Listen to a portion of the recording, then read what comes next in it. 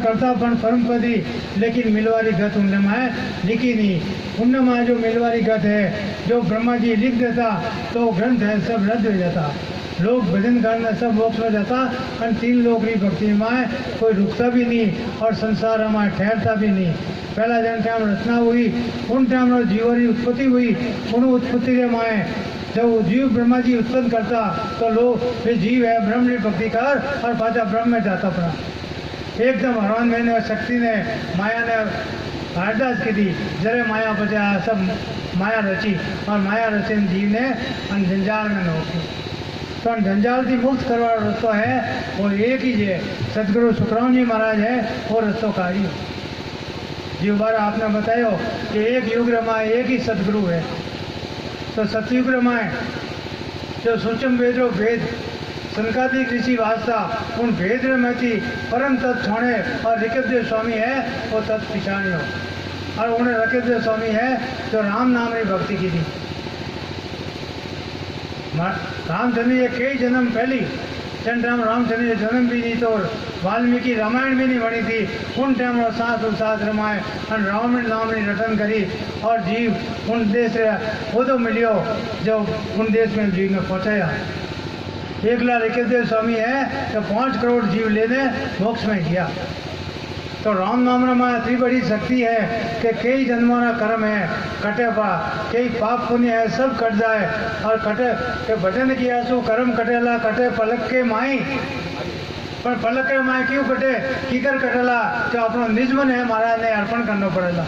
अटे कोई महाराज धन दौलत नहीं मांगता, निजमन उपे और महाराज जो डर माए राकेश और भजन करला तो उन देश से माए महाराज अपने आप ले आए।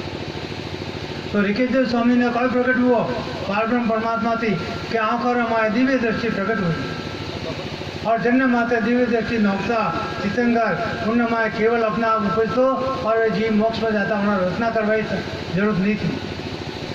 खतरा तगड़ा हुआ और वे भी विष्णु भगवान का अवतार था। ऋषभदेव स्वामी विष्णु भगवान का अवतार था। ऋषभदेव स्वामी रे जब टाइम राजा था तो 100 बेटा हुआ और 100 में थी 9 तो जोगेश्वर बन गया जो दुनिया में अलग दिखावता फिरिया और जो भरत तो भरत ने भारत रो राजा बना दिया और पोते बजे निकल गया और बाकी 99 था वे संसार और कामकाज करता राज का डाला।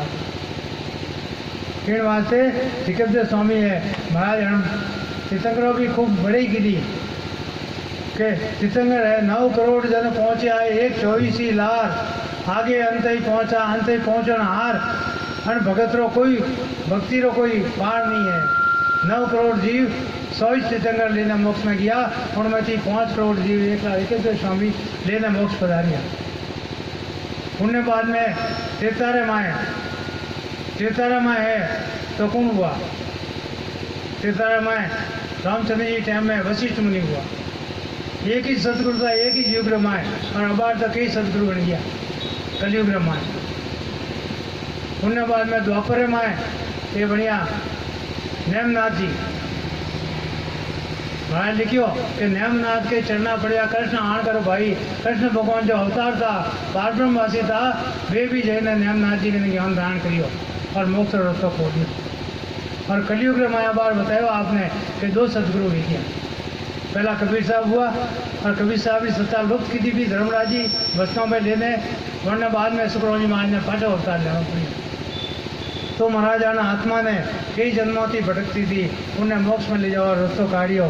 वो हंस आत्मा है पारब्रह्म से बिछड़ कर जब पंचतत्व का चोला धारण कर लेती है और नरदेही में आ जाती है तो इस पंचतत्व में आने के बाद 5 विषयों का बंधन इसके पीछे लग जाता है और माया के वशीभूत हो जाती है।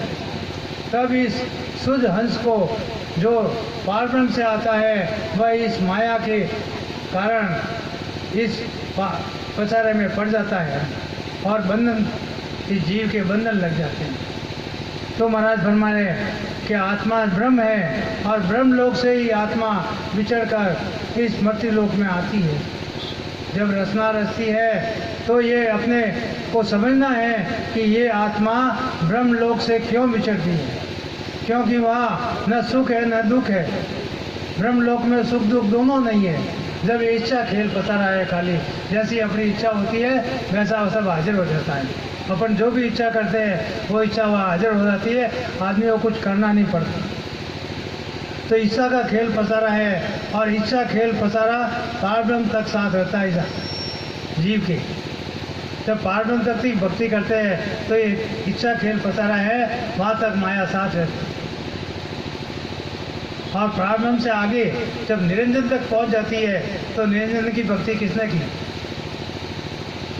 जो आज निरंजन दिन निरंकार है, जो भी है, जो भी भक्ति करते हैं, वो उनकी पहुँच कहाँ तक है वो पहुँच महाराज ने अलग अलग बताई। निरंजन की पहुँच थी तो निरंजन की भक्ति किसने की? गोरखनाथ जी ने की। गोरखनाथ ने अलग निरंजन की भक्ति की, अलग निरंजन के नाम से। उस अलग निरंजन के नाम में इतना पराक्रम था कि जब एक बार मुनि गुजर रहे थे तो एक राजा की फौज लड़ाई में सब मर गए और राजा अकेला खड़ा था। तो उनको दया आई और फौज के ऊपर जो दया दृष्टि डाली तो पूरी फौज जीवित हो गई। तो निरंजन तक की भक्ति में इतनी ताकत है, तो महाराज की भक्ति तो परम पद की है, परम मोक्ष की है, और उस निर्वाण पद की भक्ति है, तो उसमें कितना पराक्रम होगा, अपने को उतना विश्वास रखना चाहिए। तो महाराज आगे बताते हैं कि जब इसे सुखों की इच्छा होती है आत्मा को, तब ये सुख दुख की लालसा से, परंतु यहाँ आने सुख दुख की लालसा से इस पंच तत्व में आती है। पर महाराज फरमाए कि सुख की लार दुख सुन होई, और गर्भ मुगत लग मिटे न कोई। इस सुख की लात ना के लारे इसके दुख लग जाता है। कौन सा दुख? ये गर्भवास में आना जाना, जन्मना मरना, ये दुख, मोड़ा दुख लग जाता है। तो महाराज फरमाते हैं कि ब्रह्मलोक से बिछड़ कर मृत्यु लोक में आती है, जब सुख की लालसा से इस दुख में पड़ जाती हैं, तो महाराज फरमाते हैं इससे इच्छा भोग सुखों के पीछे दुख लग जाता है, जन्म मरण का दुख लग जाता है। वो जन्म मरण का दुख लगाने के लिए महाराज क्यों कि रटने की विधि टाल के साधन करो अनेक, सो सब हद का ख्याल है नाना विध का देख, नाना विध का देख, परम पद कदे ने पावे, इन छक्के बिन पीठ का कदे मेल नहीं पावे। जो रटने की विधि है, सांस प्रश्वास में हर चीज़ का जोड़ा है, स्त्री पुरुष का भी जोड़ा है, सांस उसास का भी जोड़ा है, दिन रात का भी जोड़ा है, छाव और धूप का भी जोड़ा है। जोड़े के बिना कुछ नहीं रहते। जो घर बार छोड़ के बेग धारण करके जाते हैं तो उनके ऋण रह जाता है, और ऋण चुकाने के लिए उनको वापस आना ही पड़ता, कितनी भी भक्ति करो, कितने भी बड़े साधु हो।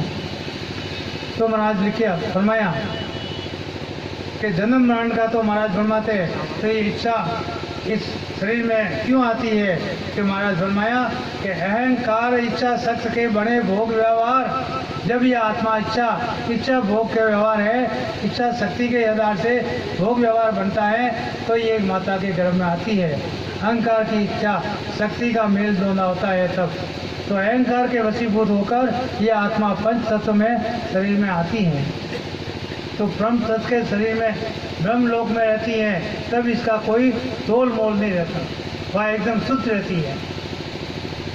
जिस प्रकार से अष्ट धातु है वो जमीन में रहते हैं, तब तक उनका कोई तोल मोल नहीं रहता है। सोना हो, लोहा हो, जस्ता हो, कुछ भी हो, जमीन में है जब तक कोई उसका तोल मोल नहीं है। जब जमीन से खोद के बाहर निकालते हैं और उसको शुद्ध करते हैं, तब उसका तोल मोल होता है, और तोला मासा रत्ती किलो क्विंटल में बिकने लगे। इसी तरह ये आत्मा भी है, तो ब्रह्मलोक में रहती है, तब तक इसको कोई तोल मोल नहीं रहता है। जब ये इच्छा करके ये आ जाती है तो पंच तत्व शरीर में तो है, इसका तोल मोल है, इसको वापस जाने के लिए मेहनत करनी पड़ती है। जिस तरह से अपन धातु को हथौड़ा और अग्नि की चोट दे के रास बनते हैं, उसी तरह इस आत्मा को भी अपने को कसौटी पर चढ़ना पड़ता। खाली रटना सरल है, महाराज ने रास्ता निकाला कि रचना करनी सरल है सांस प्रसाद में, लेकिन इसको कसौटी पे तो चढ़ाना पड़ेगा। कसौटी पे तो अपने को चढ़ना ही पड़ेगा, तो परम मोक्ष में जाएंगे, नहीं तो बीच में ही रुक जाएंगे। तीर्थंकर इतने बड़े तीर्थंकर हुए, सदगुरु भी हुए, तो भी केवल में जाके बैठे हैं, वो भी परम मोक्ष नहीं केवल में नहीं पहुंचे। और जब पढ़ती पढ़ के होएगा, जब उनका भी बारी आएगी मोक्ष में जाने की, तो महाराज फरमाते हैं कि राज जिस तरह से पुराना होता है और पुराने राज को वापस गला कर अपन नया बनाते हैं, उसी तरह ये आत्मा जन्म मरण में आती है तो इसको चोट पड़ती है, गर्भवास की सुख दुखों की चोट पड़ती है। तो इससे महाराज इस आत्मा को मुक्त किया है और मुक्त करने का रास्ता निकाला है। जब आत्मा आती जाती रहती है तो ये कभी अग्नि की और हथौड़े की चोट मार खाती हैं और 3 लोक में जन्मती मरती प्रतीत होती है। तो परम दयाल सदगुरु सुखराम जी महाराज फरमाते हैं, हे प्राणी, तू तेरे इस ब्रह्म के स्वरूप को समझ के इस आत्मा पंच तत्व के रूप में किस लिए आई है, क्यों, क्या करने आई है और क्या करके कहाँ जाएगी। जैसी कमाई करोगे इस कार्जिक काया से, वो ही कमाई 3 लोक में खानी पड़ेगी।